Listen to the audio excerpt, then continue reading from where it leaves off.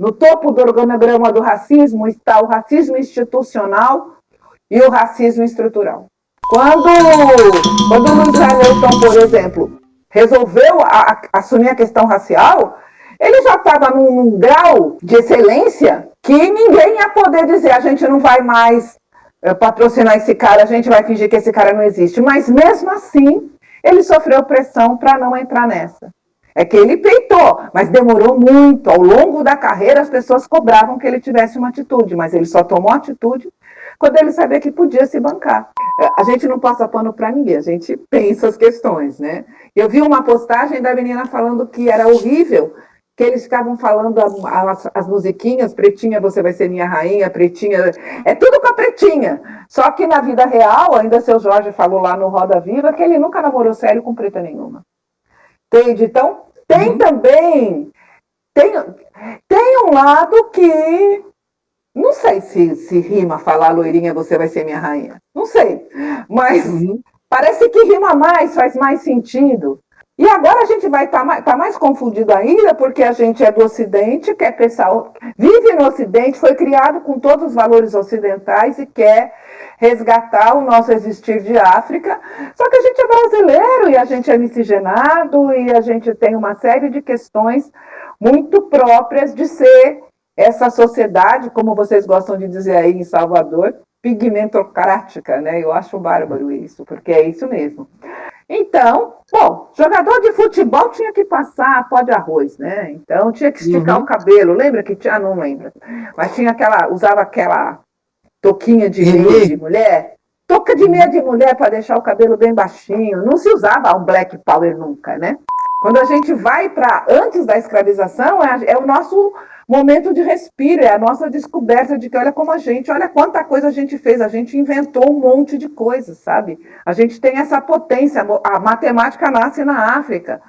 E sempre diziam pra gente que a gente era burro, que a gente só servia como burro de carga, que a gente é bom para lavar, passar, cuidar, capinar, né? Não diz nada de quem somos, não conta da nossa potência e da nossa excelência. A gente recebeu um jovem uma vez, que o jovem, a gente faz uma sensibilização, né? Que a sensibilização é justamente escutar o jovem para saber dele o curso que ele deseja fazer e saber se esse curso realmente é o momento para ele ou se tem um outro curso, uma outra oficina que seja mais importante para o momento. E esse jovem, ele chegou para mim, na época eu ainda era instrutor, ele chegou para mim e fez assim: eu não aguento mais ser negro. Eu disse assim: por que você não aguenta mais ser negro? Porque eu não aguento mais ter que me esconder da polícia, porque senão eu apanho, então senão eles me matam. Eu vim para cá com medo. E ele alisava o cabelo, né? E esse jovem, na hora, me deu uma vontade de chorar, assim, tremenda, porque são realidades que a gente jamais pensa passar, né? Jamais pensa se envolver, assim, tão pele na pele, que na hora eu falei assim, ó. E ele falou também que ele não conseguia passar em nenhuma seleção. Ele não tem mais expectativa de passar em seleção nenhuma. Como quando me falaram que era uma entrevista, eu já vim desmotivado. Eu falei, pois é, aqui a gente justamente não escolhe os capacitados. A gente abre espaço para que as pessoas acreditem e se capacitem. Você acredita em você?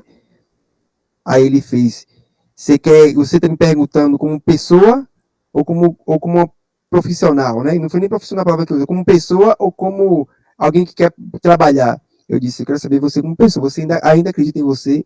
Aí ele parou, ficou um tempo olhando para o lado assim e falou: acredito. Eu disse: então esse espaço é seu, a vaga é sua. Ele fez o curso, fez vários outros cursos, depois a gente conseguiu inserir ele no mercado de trabalho e assim, inseriu dentro de uma área que ele queria trabalhar. A gente lutou muito para isso. E ele hoje é um jovem totalmente diferente, né? Um jovem que é mais próximo, é um jovem que acredita, voltou a estudar. Aí eu me pergunto, o que seria, não de mim, mas de pessoas que não param para escutar um jovem desse? O que seria desse jovem? A minha história, eu não vou nem me iniciar aqui muito, porque se eu for falar de minha história aqui, a gente vai passar um tempão. Então, por exemplo, eu até peguei aqui os 2 livros, né? O da Grada Quilomba, esse Memórias da Plantação, é maravilhoso. Maravilhoso. E o que ela fala? Ela fala de responsabilização. E aí é um texto, inclusive, é muito interessante, porque é a carta que ela faz para a edição brasileira desse livro, né? E aí ela fala que quando ela é portuguesa, e vai fazer doutorado na Alemanha. E ela diz que quando ela chega na Alemanha, ela percebe uma diferença, uma pequena diferença entre a terra natal dela e a Alemanha. Porque enquanto na terra natal dela as pessoas têm orgulho da colonização, na Alemanha as pessoas têm vergonha da ditadura fascista, têm vergonha do que aconteceu. E quando você tem vergonha, você passa pela parte que ela chama de negação, culpa, vergonha, reconhecimento e reparação. Uhum. No Brasil, a gente não tem nem a negação. Então, ela fala, só quando você consegue fazer esse percurso moral, quando você consegue se responsabilizar pelo que de feio você fez, você consegue criar novas configurações de poder e de conhecimento. Esse livro é maravilhoso. E é disso que se trata quando a gente está conversando sobre racismo. E aí, na hora que eu estou pensando, e como é que a gente resolve isso? Aí eu lembro desse livro aqui, que é a minha história da Michelle Obama, quando ela diz que de perto é mais difícil nos odiar. Que é uma maneira também, quer dizer, a gente tem que sim entrar nos lugares, sempre vão haver aqueles que não gostam da gente, mas vão aprender a respeitar a gente. A partir do momento que a gente se respeitar. Inclusive o livro da Grada, para chegar para poder chegar ao Brasil, né, traduzido, inclusive, também sofreu racismo, né, acadêmico, para que ele pudesse ser publicado e vir para o Brasil. É incrível as questões que ela coloca. Quer dizer, cada texto que eu escrevo, eu falo assim, nossa, tem alguma coisa sobre isso na Grada, né? Porque eu acho que o livro, ele é isso, ele é seu companheiro, sabe? Ele te ajuda a pensar, ele abre a sua mente, ele abre para outros pontos de vista. E hoje, por exemplo, quando a gente estava procurando sobre racismo algorítmico, aí eu fui pesquisar e encontrei esse professor Tarcísio. Ele tem um audiolivro sobre racismo algorítmico, em que ele fala que é a evolução do racismo estrutural. Que o princípio é o mesmo, né? As bases são as mesmas. As pessoas, a estratégia do racismo estrutural é a mesma estratégia utilizada no racismo algorítmico.